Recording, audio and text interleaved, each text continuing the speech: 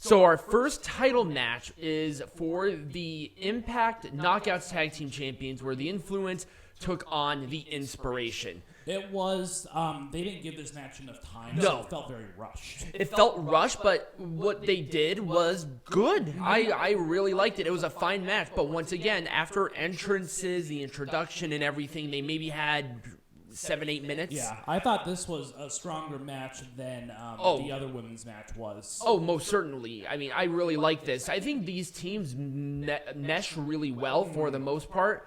Some of the false finishes were really good, and they didn't overdo it either. No. So that was really nice, and I think it really gives on how good these teams are. But it was the collab, which I hate the name of the move, but whatever.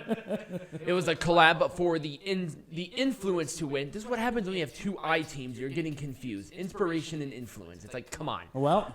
But yes, retain the champions. I'll give it an Orange Cassidy thumbs up, but that's just because, once again, timing. Right. They paced it well, but for a title match, we need some more time. You need to give them an extra 5 to 10 minutes. Oh, That's easily. for sure. At least 5. All right, Peanut Gallery, let's make this majestic again, starting with a match that I would not change in any way, shape, or form. The rivalry was great. I liked how they incorporated the wife, who's also a wrestler, and took a Musa spear, and also they incorporated it in a different promotion. Yep. That was great. All right, let's move on. Well, I'm sorry. When it's a great thing, you don't have to do anything. This one should have been switched time-wise and placement on the card with Taya, Valkyrie, and Deonna Purrazzo. Absolutely. I agree with you. But also, what I would do with this, given the same circumstances, is I would have Rosemary in some singles matches to get her back into of how good she is, because she was not wrestling at all. I watch Impact every single week, people. She did not wrestle between the Battle Royal when she won this opportunity to actually wrestling in the match. Right. Have her in some singles matches. Right. Have her face Savannah Evans. And all of it was backstage. It's like, okay, the champion doesn't technically have to wrestle. She's the champion. But you need to showcase Rosemary as the legitimate singles competitor that she is. Right. And they did not do that. Yeah. It was a huge wasted opportunity by Scott D'Amore. A very rare miss. Mm-hmm. This was totally useless. This was a clusterfuck, man. Yep. There was no storyline to it. Right. Literally, this was the last match announced for this card, and it deserves so much better. Yeah, it does. And given the history with Heath and Rhino in this trio, it would have been a perfect opportunity to have a 2-on-2 tag team match with them, with maybe some weapons. Yeah. I think that would have been a much better use of time and energy than this 8-man bullshit, because now they have to pay all these guys for pay-per-view. Right. And it's like, it's not necessary. Right. And then if you want to add another tag team match in there, which I would highly recommend, do major players W. Morrissey, Jordan Grace. Yeah, exactly. That's the only other one that makes sense to me. Yeah, the rest of them, it didn't make any sense to me to have any of these other teams in this match whatsoever. This was stupid. By all means, I would have done what you did. Have 2 different tag team matches that had rivalries. Probably would have been a better use of everybody's time. It would have been. I wouldn't have done anything different, because this was a match. This was a vanity match. That's all it was. I think they tried to get the magic with JONAH and PCO again, but it's like they actually had a rivalry. So what the fuck can you do? And to be honest with you, I think bringing in I would have rather had PCO versus JONAH in this over Ishii. Right. I would have had Ishii in maybe some more competitive matches on this. Maybe mention Ishii at Rebellion when he was wrestling on Rampage, a much larger audience. Right. I don't understand why they did not take advantage of that fact, but they just didn't. Right. And the thing is if JONAH is leaving, I mean, we thought he was leaving a couple of months ago, and he didn't. Yeah, they extended the contract, but I only think they extended it this pay-per-view. So, oh, really? Unless they've negotiated a new contract, which I haven't heard anything. I haven't heard anything either, but I guess we'll see. I guess so. I don't know. But this was it was a wasted opportunity for something that could have been magical, and they just didn't do it. I wouldn't have done anything different with this match. Because we all know what the real rivalry is Mike Bailey and Ace Austin, and they just need to get the belt on one of those two. Right, and I'm hoping Trey Miguel is not leaving or anything. I'm hoping he's maybe even advancing into a different position on the card, maybe even main event, because he's just one of their most consistent workers. Yeah. He really elevated this championship. A lot of fun overall, and I just don't like that Ace Austin is with the X Division at this point. I guess because Mike Bailey. Yeah, Ace Austin, Mike Bailey, perfect rivalry right there. Yeah, I don't think bringing the X Division champion into this is necessary, personally. I think it's good.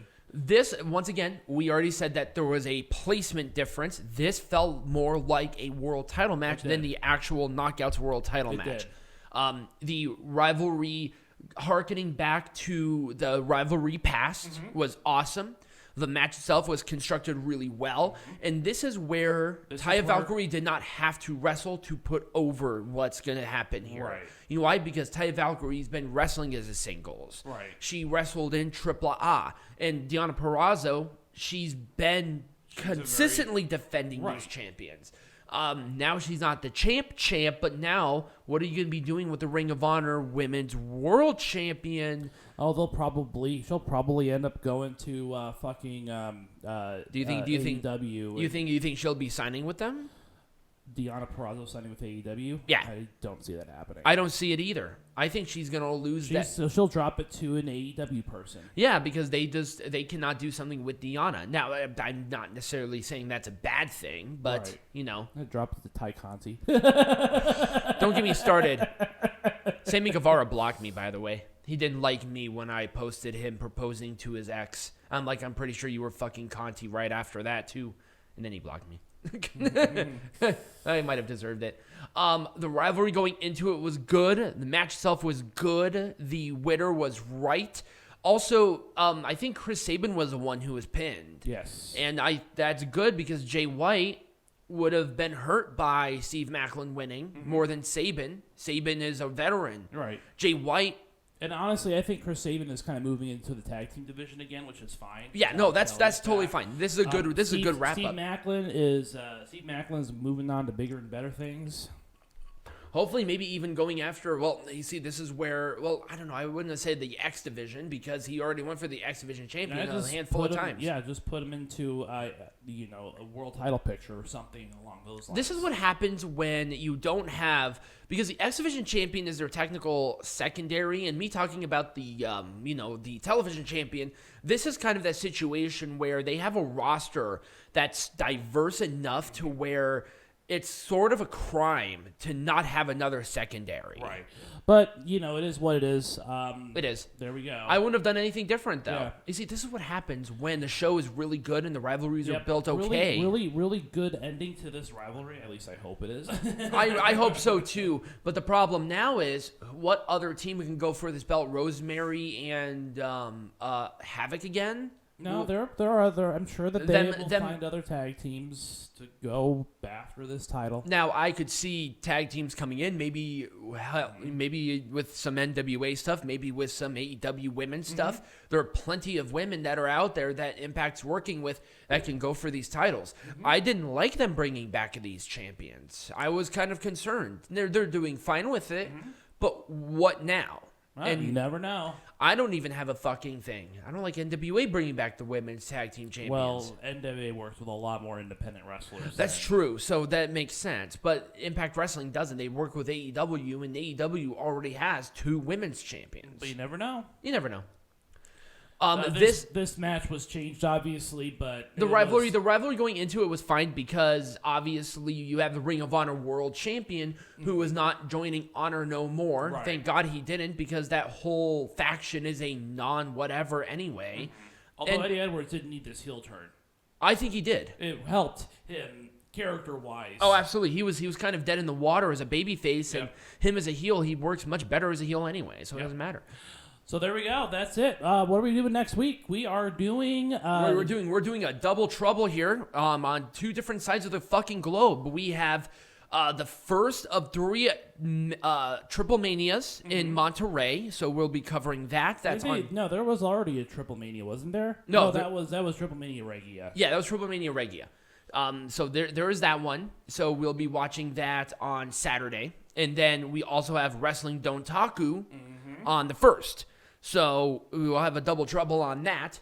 And we'll do our wrestling, heckling, all the fun stuff. Yep. So if you did enjoy this, video, remember to like, subscribe, follow, check out the Linktree QR code right there, this area. And as always, be majestic.